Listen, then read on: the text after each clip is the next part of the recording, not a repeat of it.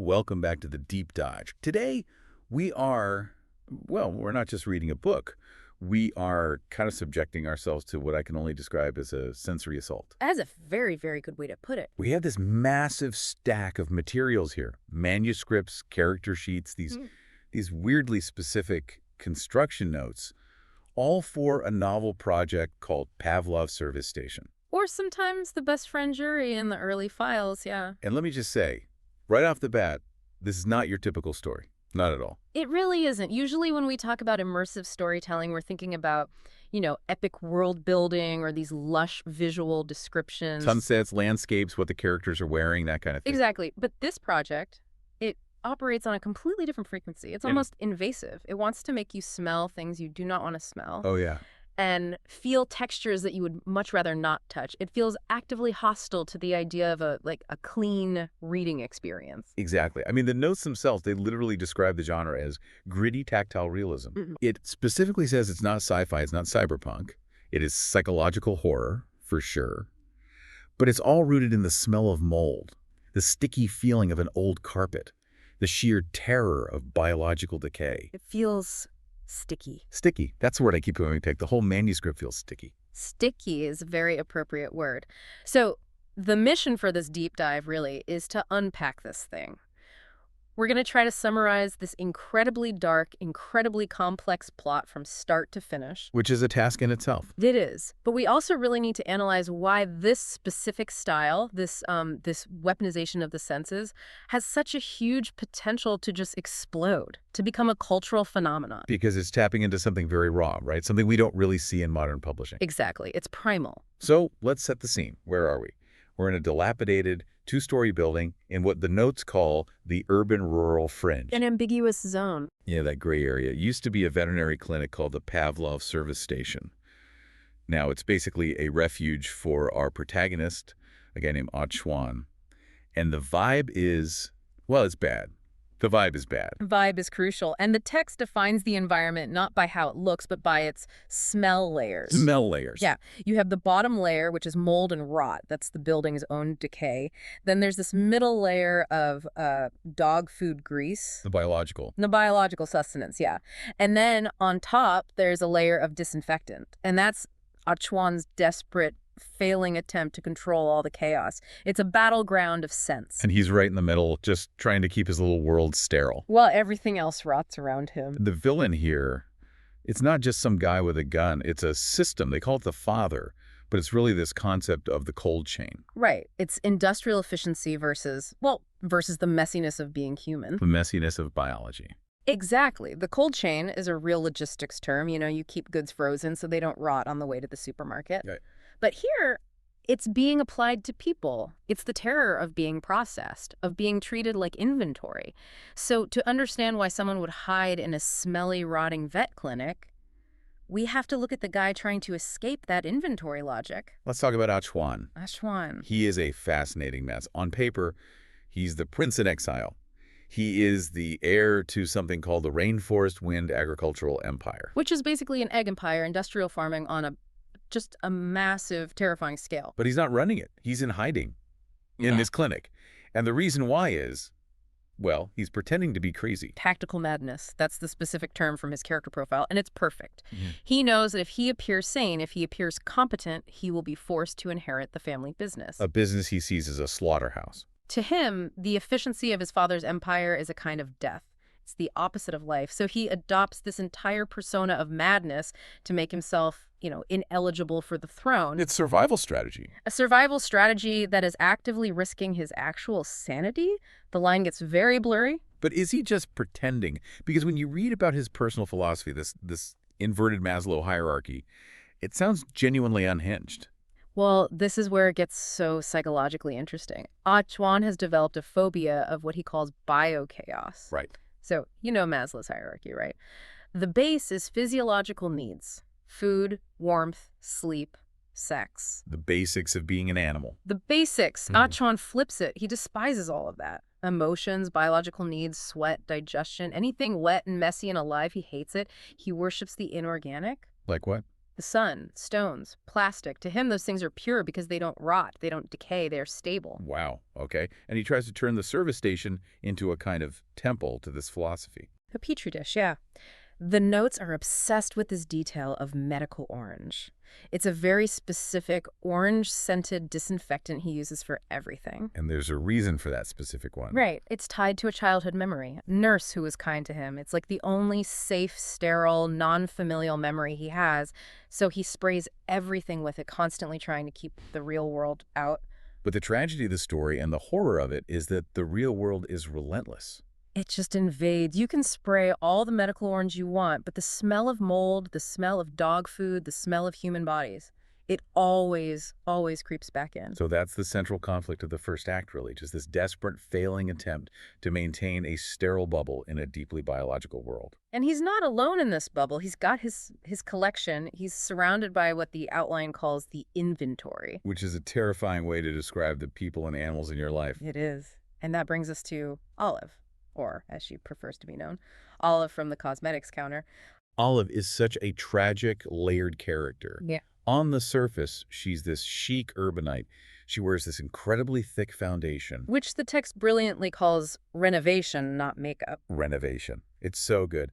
It's like she's remodeling her own face to hide the structure underneath. Yeah. She's pretending to be a city girl. But the reality is she's actually Upandi. And she's a math genius from the cotton fields who escaped an arranged marriage. She can drive a tractor, she can fix an engine, but she's hiding all of that under a thick layer of cheap powder. There's this incredible detail in the notes about the smell conflict between them. Oh, this is key. Chuan, in his mind, he thinks she smells like high-class spearmint. You know, this pure, clean, non-bio scent. He's projecting his own fantasy onto her. Exactly. But the text reveals that she actually smells of red flower oil, for muscle pain, and cheap laundry detergent. She smells of exhaustion and poverty. It's a shared delusion. Chuan needs her to be a non-bio doll, an asset that he can classify as clean. And she needs a place to stay. So she plays along. She becomes what the text calls a silent co-conspirator. She owes him rent, so she lets him treat her like a piece of furniture or an abstract concept, rather than a human being with a bad back who smells like pain relief patches because her body aches. It's just about how transaction and survival strip all the humanity away. Mm-hmm. And then there are the animals. And folks, if you are expecting cute, cuddly Disney sidekicks, look away now. Please look away now. We have Minnie, the dog. In Chuan's mind, it's a purebred West Highland White Terrier. But it's not. It's a bleached mutt. It's such a grotesque detail. It's one of the most disturbing details in the whole manuscript. The dog is literally chemically bleached to look like a purebred. And as the story goes on and they're on the run and can't maintain the grooming, the bleach fades. And the yellow and black fur starts coming through. Yeah. Minnie is described as the philosopher of the bleached. The dog is a living representation of the fragility of Chuan's entire artificial world. It's a lie that requires constant chemical maintenance to look pure. And then there's Voco, the parrot. Oh, Voco, a hyacinth macaw, which is apparently the Rolls-Royce of parrots. Okay. But it's clinically depressed. It's plucking its own feathers out. So self-depreciation. Exactly. In corporate terms, it's a damaged asset. And the real horror is in its voice. It doesn't just squawk. It mimics the father. No. Yes. It speaks in corporate jargon. It just squawks out, destocking, liquidate assets. Imagine trying to hide from a system, and there's a bird in your house that is constantly repeating the phrases of that system. That's a living nightmare. It's like having a stock picker shouting at you while you're trying to sleep. It's terrifying. And speaking of the system, that brings us to the antagonists proper. Dr. Jia, this fraud doctor who smells of formalin and greed. And the father, who never even shows up in person. The father is the ultimate non-bio force, but he's the scary version. He is the cold chain. Total efficiency, total control. He only appears on screens. He controls the logistics from afar. He doesn't care about suffering. He only cares about depreciation and inventory flow. He's the system that wants to turn Chuan into just another barcode. Precisely. So that's our cast. A fake crazy heir, a fake urbanite, a bleached dog, and a self-deprecating parrot, all hiding in a smelly vet clinic from a corporate algorithm. When you put it like that. It's a lot. So let's get into the plot, because things go downhill very fast. Phase 1 is called the sterile delusion. Right. So at the start, Chuan is sort of managing, he has his rituals, he cleans obsessively, he listens to the doorbell, which is glitchy. Right. I love this detail. Instead of welcome, the electronic voice is broken, and it sounds like it's saying no return. And he loves that. It feels safe. Final. But then comes the golden swallow incident, and this is a major, major turning point. This scene, I read the excerpt for this, and my stomach actually turned. The father sends a gold commemorative coin, a symbol of future value, the empire. And Minnie, the dog, just eats it, swallows it whole. Of course it does. And this forces Achuan to break his ultimate non-bio rule. To get the value back, he has to become an interventionist. He has to wait for the dog to pass the coin. Oh, no. And then he has to dig through biological waste, warm, sticky dog feces to retrieve the gold. The description is just visceral. Absolute biological interior.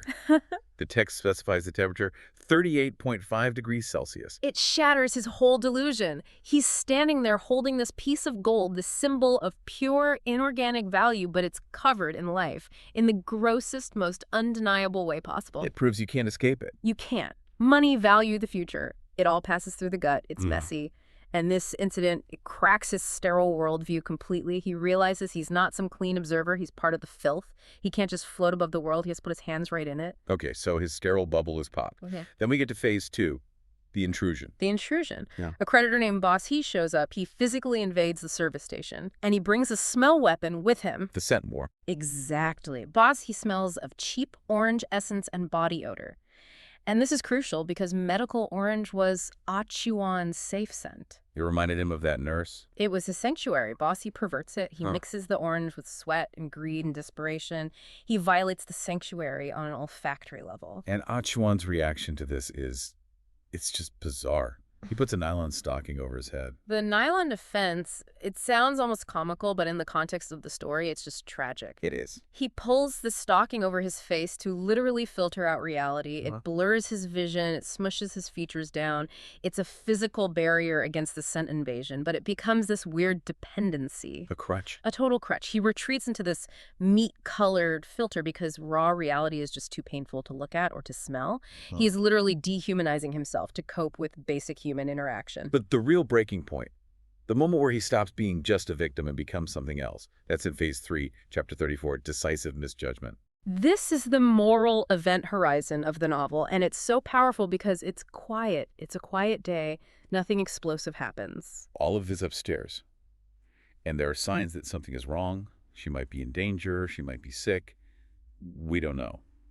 But, Chuan. He chooses not to go check. He just doesn't go upstairs. He rationalizes it, right? Yeah. In his head, he's telling himself she needs her space, Yeah. or that he needs to maintain his own peace and quiet. Exactly. He prioritizes maintenance over humanity. He chooses the stability of his sterile system over the messy, unpredictable necessity of helping another person. And by doing nothing. By doing nothing, he transitions from a victim of the cold system to an accomplice. He adopts the logic of the cold chain. Which is? If I ignore the defect, maybe the production line keeps moving. That silence, that inaction, is a form of violence. And that inaction has consequences. Which leads us straight into phase 4. The gold chain, the industrial hell. He gets captured, or really, he gets reintegrated into the family business, but not as the crown prince, not as the CEO. He gets processed. He becomes number 03.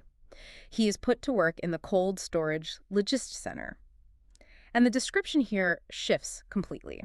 We go from the organic rot of the clinic to this absolute terrifying sterility. 5,000 Kelvin white light, frozen floors, the hum of machinery. Yeah. And he loses his hand, his right hand, the one the notes call the golden hand or the third hand. It gets crushed in the machinery. Crushed and severed simply because he can't keep up with the speed of the conveyor belt. But the real horror isn't just the gore, it's what the notes call the unpriceable loss. Meaning the system doesn't scream, it doesn't apologize, it doesn't stop, it just calculates the depreciation of asset 03. His suffering is just data, a rounding error. He realizes that to his father, to the system, he's just a faulty part. The machine doesn't hate him, it just doesn't care, it's pure indifference. That image from the manuscript of him standing on the yellow safety line, freezing, trying to align his body perfectly while he's literally bleeding out, it's chilling. But he survives this, or at least he escapes it. And phase 5 takes us somewhere completely different, the cotton fields of Aksu. This is a massive aesthetic shift in the book. Huge. We go from the cold, wet, and dark of the warehouse to the hot, dry, and white of the cotton fields in Xinjiang. The sun is brutal. It's that level 0 object he used to worship, the non-bio sun. And now it's burning him. It's not a divine, abstract concept anymore. It's a physical force that hurts. And he finds Olive again. But it's not the Olive he knew. It's not the doll from the service station. It's the real Olive. It's Opandi. She's driving a huge red tractor. She has short hair. She's healthy. She's tan. She's strong. She's not that pale, foundation-caked girl he tried to keep in his inventory. She found her agency. By getting her hands dirty. By engaging with the earth, not by hiding from it. So the ending, it's not exactly a happy ride off into the sunset ending, is it? No, not at all. It's an honest ending.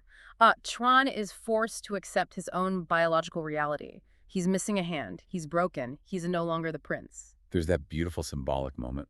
Yeah, where he stops framing the world with his fingers. You know that gesture like a film director making a square with your hands? To distance yourself from reality, to compose it. Exactly. He's been doing that the whole book, and in the end, he just drops his hands. He steps into the picture. He accepts that he is part of the messy, hot, biological world. It's not redemptive, but it's real. He stops being a spectator and finally becomes a participant. Wow. Okay. So that's the story. It's a journey. It is. But let's zoom out. Let's get into the analysis. We need to talk about the hit potential. Why do the producers of this project and the early critics, why do they think Pavlov's service station has the potential to just explode? I think it comes down to that sensory selling point. We live in an era of screens. Everything is visual. Instagram, TikTok, it's all about how things look. Glossy and filtered. Exactly. This story deliberately prioritizes how things smell and how they feel. The Style Bible in the source material is completely obsessed with this idea. It talks about performing neurosurgery on the reader, not just writing for them. It wants to trigger actual physical olfactory discomfort. And it works. When you read a description of medical orange being corrupted by rancid oil, or the tactile sensation of a sticky carpet under your shoes, or the frozen metal of the cold chain, it bypasses your logical brain. It hits your lizard brain. It hits your lizard brain. It's immersive in a way that just describing a pretty sunset isn't. It makes you feel dirty. It makes you feel cold. And that uniqueness, that's a huge selling point. It cuts through all the digital gloss we see every single day. And then there's the wet garbage concept from the later chapters. I love this meta-horror angle. Oh, this is brilliant. So in chapter 72, the source material describes a potential reality invasion ending. The idea is that the book itself, the physical object, is treated as wet garbage within the story's own logic. What does that even mean? It implies that the story doesn't end neatly when you close the cover. It suggests that it rots, that the dampness of that clinic, the smell of that red flower oil, might metaphorically leak out of the book and into your life. It's breaking the fourth wall in a way that is designed to go viral. Completely. It's not just a story you read. It's an object that contaminates you. People will talk about that. It's a hook. That is both creepy and genius. And thematically, I mean, it hits on so many modern anxieties. We've got the whole lying flat movement. Chuan is the ultimate lie flat character. He's just exhausted by the system. He is. He represents the burnout of modern youth against the crushing, relentless weight of capitalist deficiency, which is embodied by the father. He just wants to stop. He wants out. And Olive? She's identity anxiety, the dual life, wearing a mask for work, literally painting a new face on every single morning. Yeah. While hiding the tractor driver reality underneath. I think so many people can relate to that feeling of being an inventory item at your job, you know, hiding your true, messy, complicated self to present as a clean, efficient asset. And we can't forget the anti-Disney animal trope, Minnie and Voco. Right. In most stories, animals are these pure moral compasses or, cute comforters. The loyal sidekick. Here they are biological, parasitic, and frankly, gross. They have needs, they smell, they're completely indifferent to human suffering. Minnie eats the gold coin, causing a crisis. Voco literally mocks the protagonist with his father's words. It completely subverts the pet movie trope. It feels so fresh and dark. It reminds us that nature isn't cute. Nature is indifferent. And that's a much more honest, if unsettling, take. So to wrap this all up, at its core, Pavlov's Service Station is a story about the failure, the impossibility of trying to escape your own biology. And it's about the brutality of what happens when you apply inventory logic to human beings. And it seems to suggest that the only way to truly survive is to stop observing, stop framing everything, and just step into the mess. To accept the heat and the dirt and the pain of actually being real. It feels like it has high literary value because of that unique tactile realism style, but also has high commercial potential because, well, because it's intense. It's a psychological thriller that you can actually smell. Absolutely. It's not a book you just read, it's a book you endure. And in a weird way, people love a challenge like that. It gets under your skin. So here's a final thought for you to chew on as you go about your day. The story suggests that we are all, in some way, just inventory, waiting to be classified by some system, whether it's your corporate job, a social media algorithm, or just society's expectations. So if you were processed by the cold chain today, right now, would you be classified as a premium asset or wet garbage? And maybe more importantly, would you rather be a pristine, valuable asset sitting on a frozen shelf, dead inside, or would you rather be the garbage that is, at least, still alive? Oof. On that cheerful note, thanks for diving deep with us. See you next time.